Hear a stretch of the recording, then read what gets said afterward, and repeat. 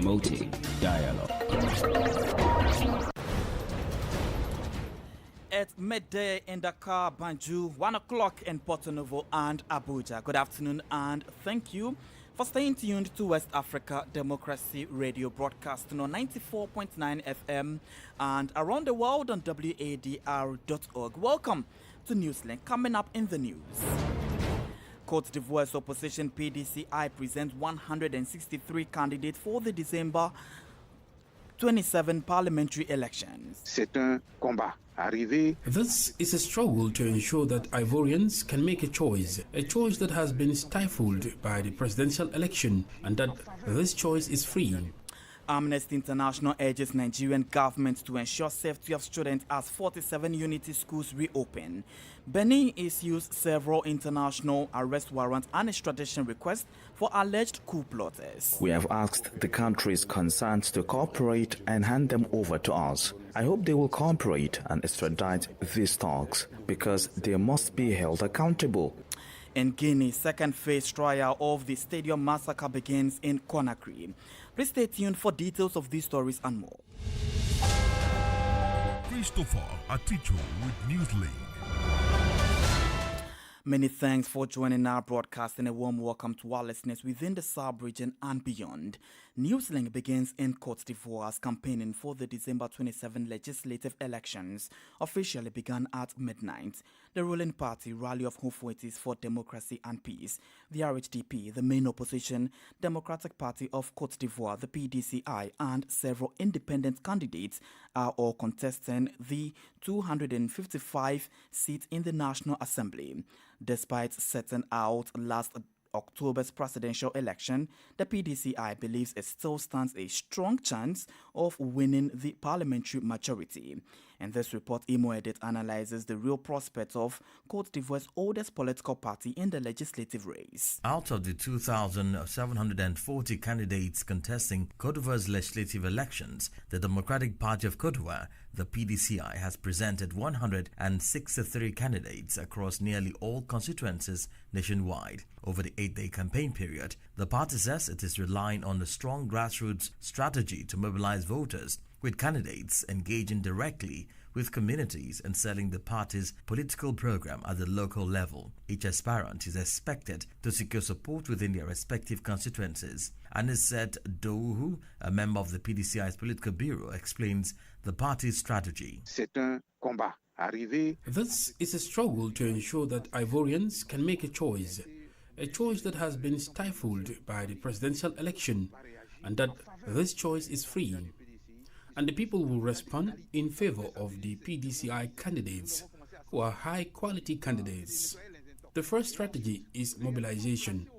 We have begun raising awareness among our activists and dispelling misinformation. Then we must truly place the real issues at the heart of the debate, issues that are not being discussed with the people, and we are doing this. The final phase is to cultivate a culture of victory. Every Ivorian must now fulfill their civic duty. Despite the PDCI's absence from last October's presidential election, political observers say the party remains a strong force and could still secure parliamentary seats, particularly in its traditional strongholds. Ivorian political analyst Soro Jabiga shares his assessment. It's true that the PDCI isn't sufficiently representative across the entire country for this election, but in the various areas where the PDCI already holds seats, it must be said that this is already a victory for the incumbent members of parliament. And in the other seats, they are still trying to win. There is still a chance they could achieve victories because partnerships are currently being signed. In several localities, it seems there is a good chance they can win, gain new seats, and maintain what they already have. While the PDCI has fielded 163 candidates, the ruling RHDP is contesting the elections with 225 candidates. The opposition also faces growing competition from independent candidates who have made notable gains since the last legislative polls. A report by our correspondent in Abidjan, Marcel Aristoble, and voiced by Imo Edet. In Benin, 2 weeks after the attempted coup, President Patrice Talon held a press conference yesterday, Thursday. Talon addressed two key points: the attempted military coup and the new constitution adopted last November, which he promulgated on Wednesday. Abdullah Hassan reports. Speaking to local and international media for nearly 2 hours, President Patrice Talon first addressed the attempted coup d'etat of December 7. He said the manhunt for the alleged ringleader, Lieutenant Colonel Pascal Tigri, is ongoing, along with efforts to track down his accomplices. According to President Talon, international arrest warrants have also been issued and cooperation is underway with neighboring countries to facilitate the extradition to Cotonou. He says, "We have issued arrest warrants against them. We have asked the countries concerned to cooperate and hand them over to us. I hope they will cooperate and extradite these thugs, because they must be held accountable. But I must say that it was the lesser evil for them to flee rather than for us to pursue them and cause many casualties in Toubé." The head of state then turned to the new constitution, which he promulgated on Wednesday. He commented in particular on the extension of the presidential term, the creation of a Senate, and the political trios, measures strongly contested by the opposition, who argue that these provisions primarily serve the interests of those in power. He says, "Is it wrong to propose the creation of a council of elders to call on everyone to act with reason so that we can live more harmoniously and ensure that public political action is effective rather than constantly becoming a source of conflict and war? I believe it would be good for no one to shy away from this. All those who have served this country and who possess a certain stature, experience and recognition should accept, while they still have the energy, to be part of such a council of elders. As for me, I will not step aside. I hope no one else will either." As a reminder, the opposition views the Senate as an institution that would stand above all others, while the political trios is seen as an infringement on democratic competition in Benin. A report by our correspondent in Cotonou, Aziz Adam Sole, and voiced by Abdullah Hassan. More stories coming up on West Africa Democracy Radio. Newslink continues. Crossing over to the Gambia, the recent statement by the Economic Community of West African States, ECOWAS, to ex-President Yahya Jammeh has provoked mixed views. In a statement, the regional bloc warned Jammeh to desist from acts, including the release of audio messages that could heighten tension in the country. The warning issued during the 68th ordinary session of the ECOWAS Authority of Heads of States and Government comes as the Gambia enters an election period in 2026. Reacting to this development, Madi Jobati, Executive Director of the Edward Francis Small Center for Right and Justice, perceives that the regional bloc spoke far too late. This is not the first time Jammeh has been sending audios to the Gambia. So I suppose Gambia must have raised this issue at the ECOWAS level, and ECOWAS felt, because it needs to preserve peace in the Gambia, considered those statements as inimical to peace in the Gambia, and therefore issued this warning. All right, but also it must be recognized that Jammeh is a citizen, and he has the right to freedom of expression, to an opinion, and to express himself. Now, for me, my issue is, what is ECOWAS doing to ensure that Jammeh faces accountability? So that is what concerns me, because I recall that in 2017, ECOWAS, AU, and UN made a declaration among themselves to say how to collaborate, support the Gambia government, and our situation at the time, in which they facilitated the departure of Jammeh out of the Gambia, but also emphasizing that declaration Jammeh's rights as an individual, as an ex-president, for the government not to subject him to any illegal, unfair treatment, his family, his supporters, and so on. But that declaration did not speak about what duties or responsibilities Jammeh would have as a former president who is going out on exile. So in the circumstances, if what is happening, then it raises the question, on what basis would ECOWAS raise this concern? Madi Jobate is the Executive Director of the Edward Francis Small Center for Right and Justice. Still in the Gambia, the judiciary has validated a new communication strategy aimed at improving public engagement and restoring confidence in the judicial system. The strategy was presented at a validation meeting attended by representatives from the judiciary, government institutions, and development partners. WADR's Sandona Mendy reports. Officials say the plan aims to modernize how the courts communicate with citizens, with an emphasis on border outreach, improved access to information, and stronger accountability across the justice sector. Participants at the meeting reviewed the draft strategy and put forward recommendations ahead of its formal adoption. Aissatou Jalosi, a representative of the Gambia's judiciary who spoke on behalf of the Chief Justice, described the strategy as a vital tool for strengthening transparency and public confidence in the justice system. By validating this strategy, therefore, we take a significant step towards creating an awareness and dialogue and undertaking that we undertake to flourish. As we move forward, we assure all of you that we will work together to implement this strategy, ensuring that we continue to build a judiciary that stands a pillar of transparency and justice for all.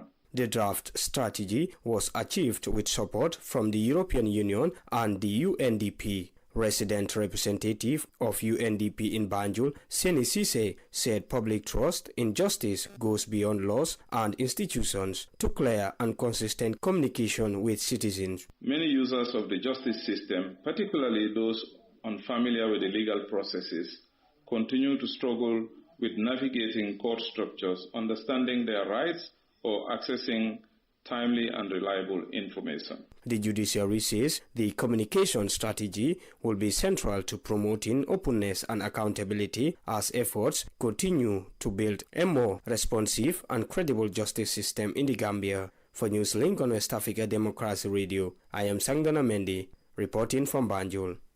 Away from Banjul, let me take you to the Guinea, where 16 years after the tragedy of September 28, 2009, the justice system continues its quest for truth. The second phase of the trial over the stadium massacre began on Thursday in Conakry, set against a tense backdrop of legal and political stakes. With some defendants present and others still at large, the key revelations are anticipated. The next stage is expected to play a crucial role in determining accountability in the case. Sankole Janko has more in this report. At the opening of the first hearing on Thursday, the defendants present in the dock were Colonel Bienvenu Lama, Georges Olemu, Thomas Tuaro, and Jean-Louis Pogomu. The three other accused, Colonel Gono Sangare, Jacques Maoni, and Blaise Pogomu, were absent and remain at large. At the start of the proceedings, the court formally read out the charges against all defendants. They are facing serious allegations, including abuse of authority, murder, rape, abduction, and acts of torture. Additional charges include obstruction of victim assistance and complicity in these crimes. Colonel Bienvenu Lama was the first to speak. He directly implicated the former transitional president, General Sekuba Konate, who was Minister of Defense at the time of the September 28, 2009 massacre. According to Lama, the full truth about the massacre cannot emerge without General Konate's testimony. He stressed the need for a direct confrontation, arguing that the former defense minister's account is crucial to clarify the military chain of command and the decisions made during the events of that day.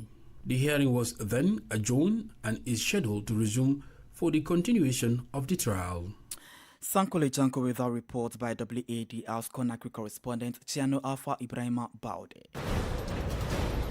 You're still listening to Newslink here on West Africa Democracy Radio, broadcasting on 94.9 FM and around the world on WADR.org. We're also live on Facebook at WADR English Service, as well as YouTube at WADR News. Here is a reminder of our top stories. Côte d'Ivoire's opposition PDCI present 163 candidates for December parliamentary elections. Benin issues several international arrest warrants for extradition request for alleged coup plotters. And in Guinea, second phase of the stadium massacre begins in Conakry. Still ahead in the news, Amnesty International urges Nigerian government to ensure safety of students as 47 unity schools reopen. We do have the guest interview and sports news. Please stay with us. Fresh and breaking news all the time. Hear it first as the news breaks, only on West Africa Democracy Radio. Newslink continues. Let me take you to Nigeria, where international rights groups have raised concerns over the government's decision to reopen 47 unity schools that were closed last month due to insecurity, including bandit attacks on schools. The Ministry of Education announced on Thursday that the schools have resumed classes, citing improved security, but offering few details. However, rights groups, education stakeholders, and parents insist that strong safety measures are needed. Issa Sanusi is the country director for Amnesty International Nigeria. He says it will be disastrous to have learners return to schools without an effective security emergency and response plan. We have been pushing and we have been asking the Nigerian government to do the right thing regarding ensuring that there are safety mechanisms provided by the Safe Schools program. Unfortunately, those things have not been in place for so long. And we believe that with what happened, with the tragedies that happened last month, we have to learn a lesson, not to put children at danger and not to expose them to possible abduction by ruthless gunmen. Therefore, we expect that the government will make sure that all the safe school measures are taken and adequate plan has been made to protect these children from experiencing another horrifying incident of abduction. This is something that no human being should experience, and it always leaves these children with lifelong trauma that never goes away. And we hope that safe school measures should be put in place effectively across all schools in the vulnerable parts of Nigeria. Issa Sanusi is the country director for Amnesty International Nigeria. In Ghana, security has been tightened in Nalerigu and surrounding communities in the northeast region following the imposition of a dusk to dawn curfew. Police have deployed reinforcement teams and armored vehicles to contain rising tensions after two houses were set ablaze. The Inspector General of Police said the decision follows threats from youth in the area to carry out further attacks on residents. Development has actually heightened fear and insecurity. From Accra, Nadi Tete reports. The summit calls on authorities to act quickly on this matter, which is a public... In a press release dated December 18, 2025 and issued from the Regional Police Headquarters in Nalerigu, the head of Public Affairs Unit of the Northeast Regional Police Command, Deputy Superintendent of Police Robert Anabik Anmain, said the deployment is aimed at restoring calm, protecting lives and property, and reinforcing security operations in affected communities. According to the police, the reinforcement teams will also intensify patrols along major highways to ensure the safety of commuters traveling through the region. Meanwhile, the Ministry of Interior has announced the imposition of a curfew on Nalerigu and its environs on the advice of the National Security Council. The curfew, which took effect from Thursday, December 18, 2025, will run daily from 5 p.m. to 6 p.m. in accordance with an executive instrument. As part of the security measures, the ministry has placed a ban on the possession of arms, ammunition, and offensive weapons within the affected areas. Anyone found in possession of such items will be arrested and prosecuted. Additional restrictions include a ban on the movement of motorbikes, the wearing of smokes, the sale of fuel in containers, and all forms of unlawful assembly. The police command says investigations into the arson attacks are ongoing and has assured the public that all individuals involved will be arrested and brought before the law. For WADR, Nadiri Teti, Accra. Let's talk matters of health, as the controversy here in Senegal surrounding sanitary pad and diapers manufactured by a foreign company with a branch here in the country. The company is accused of producing sanitary pad and diapers that could be harmful to consumers' health. Expired products are alleged to have been used in the product manufacturing. The health sector union has raised the alarm, warning of potential consequences for public health. Augustine Colley tells us more. The summit calls on authorities to act quickly on this matter, which is a public health issue. Jamel Dramé is Deputy Secretary General of SAMES. If these sanitary pads and diapers are not manufactured according to the required standards, it will become a public health problem. I believe that at this point, the Pharmaceutical Regulatory Authority must truly step in and put an end to this situation. There comes a time when decisive action is needed, because this is already causing problem, and if we are not careful, it is the population that will suffer the consequences. We are deeply concerned that this situation could continue, especially since we have already raised repeated alerts. Following an inspection tour by the Senegalese Pharmaceutical Regulatory Agency, the factory producing sanitary pads and diapers stated that no expired products were used in the manufacturing process. In response, the Ministry of Health and Public Hygiene announced that a joint mission with the Ministry of Commerce and Industry will be launched to thoroughly investigate the matter. Our guest then qualified this report. Politics, analysis on major news, social matters, and all. This is A Guest. And our guest interview this afternoon, we go back to Gambia, where recent statement by the Economic Community of West African States to ex-President Yahya Jammeh has provoked mixed views. In a statement, the regional bloc warned Jammeh to desist from acts, including the release of audio messages that could heighten tension in the country.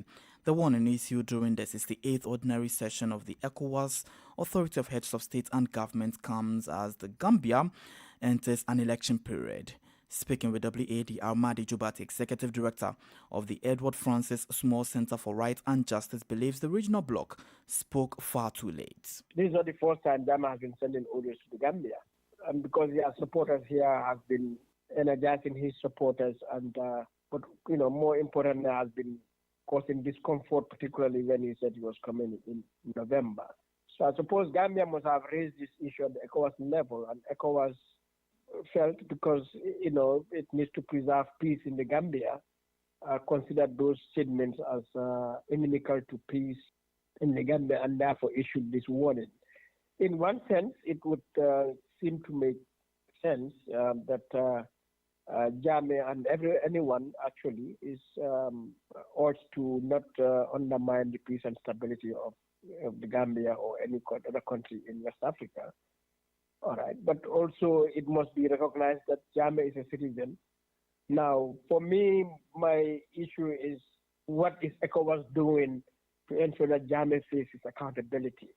So that is what concerns me, because I recall that in 2017, ECOWAS, AU, and UN made a declaration among themselves to say how to collaborate and support the Gambia government and the situation at the time in which they facilitated the departure of Jammeh out of the Gambia, but also emphasizing that declaration Jammeh's rights, as an individual, as an ex-president, not for the government not to, subject him to any illegal, unfair treatment, his family, his supporters, and so on. So in the circumstances, if what is happening, then